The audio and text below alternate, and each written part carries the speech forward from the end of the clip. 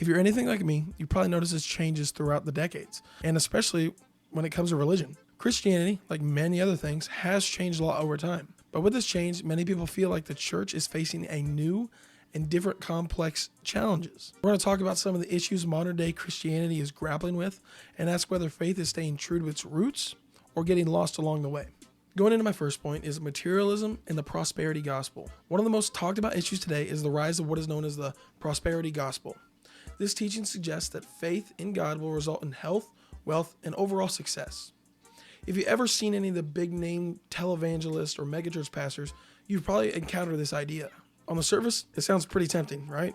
Who doesn't want to be healthy, wealthy, and free from struggle? But this mindset has led to some serious problems. The gospel message becomes more about personal gain rather than serving other people. Some people want the Jesus life, but really don't want the Jesus way. See, there's an analogy of a man. He's walking along a field and he gets to a fence line. On the left of the fence line is Satan.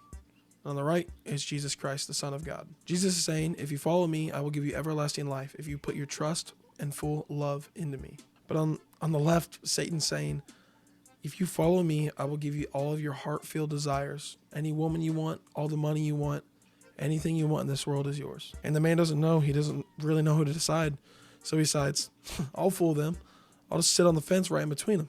And he sits on the fence. He's laughing at Jesus and Satan. And then all of a sudden, it just goes black. The man doesn't know what's happening. He's so confused. And all of a sudden, he sees Satan running up to him and starts yanking on his leg. And the guy's saying, no, I did not choose you, Satan. But Satan goes, I own the fence line. Now, with that little analogy over, let's go ahead and get into the topics. In Matthew chapter 6, verse 24, it says, no one can serve two masters. Either you will hate the one and love the other, or you will be devoted to the one and despise the other. Now, it's not wrong to want to be successful, but when material wealth becomes the focus of the faith, then the message of humility and sacrifice that Jesus taught can get really lost. The prosperity gospel often comes with assumptions that if you're struggling, it's because of lack of faith, which creates guilt, frustrations, rather than compassion and understanding. Issue 2 is political polarization. Another major issue in modern Christianity is the growing intersection between faith and politics. In the past few decades, Christianity has increasingly been associated with certain political movements, whether it's the United States, Europe, or elsewhere.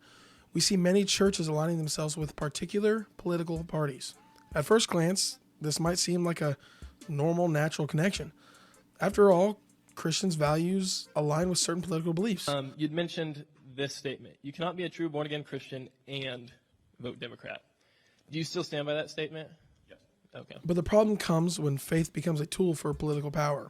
It creates a situation where Christians start dividing over issues that should honestly, ideally bring us together, like love, compassion, and justice. In John chapter 13, verse 35, it says, by this everyone will know that you are my disciples if you love one another.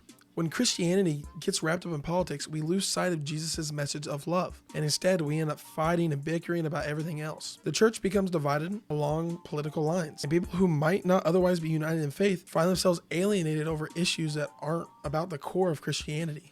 Jesus himself talked a lot about money, not as something to chase, but as something to be cautious of. Going along with my previous statement, another source of tension within the modern Christianity is the ideology divided between liberal and conservative factions. This divide has been especially apparent in discussions around the social issues like same-sex marriage, gender roles, and inclusivity. Both sides claim to be defending the truth of the gospel, but the more polarized the debates become, the more we lose sight on what unites us as Christians. The message of love and grace that Jesus embodied is often drowned out by partisan politicals and rigid ideologies. At its heart, Christianity should transcend political and social divisions, but too often we let cultural values and overshadows the gospel. Another issue with the modern church is shifting focus from tradition to personal experience. This shift in modern Christianity is the growing emphasis on personal spiritual experience over traditional church practices and teachings. There's been a rise in people identifying as spiritual but not religious, and many are moving away from the structured church services, preferring instead more individualized forms of faith. While personal spirituality can be a beautiful thing, when it comes to at the expense of community and tradition, it's easy to see how things can get a bit scattered.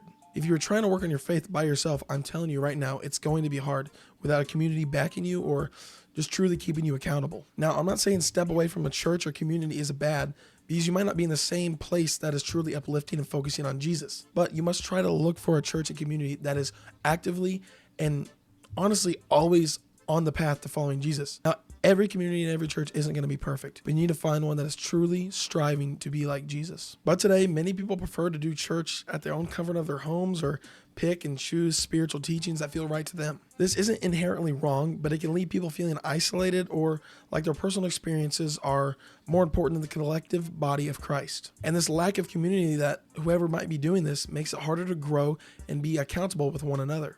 For my fourth issue, it's the decline in church attendance and relevance. Especially in Western countries, fewer people are attending church regularly, and younger generations seem to be drifting away from traditional Christian practices. The rise of technology, social media, and shift towards secularism has changed the way people engage with religion. For many, Christianity feels out of touch with the demands and struggles of modern life. Instead of being a source of hope, it can seem more like an outdated tradition. Now, churches are trying to adapt, offering online services, hosting events for younger people, and discussing relevant social issues. But the challenge still remains. How can Christianity stay relevant in a world that's becoming increasingly secular? So honestly, what does all this mean for modern day Christianity? Are these issues signs of faith being lost, or simply evolving to meet the challenges of the world today? Well, like anything else, there's no simple, easy answer. Christianity is a living tradition, and while it faces challenges, it also has incredible potential and renewal and growth. Ultimately, the heart of Christianity has always been about love, loving God and loving others. If we can return to that simple, radical truth, maybe, just maybe,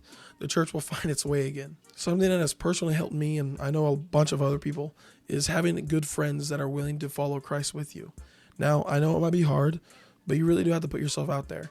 Luckily for me, I found a good group of friends that are willing to follow Christ. We talked about at church is that you need to have someone like a Paul, someone that's actively pouring into you and willing to disciple you. But you also need a Timothy, someone you're willing to disciple and someone you're willing to mentor. Even if you don't think you have enough to do it, you do. So what do you think? Is modern Christianity living up to its calling, or are we just getting lost along the way?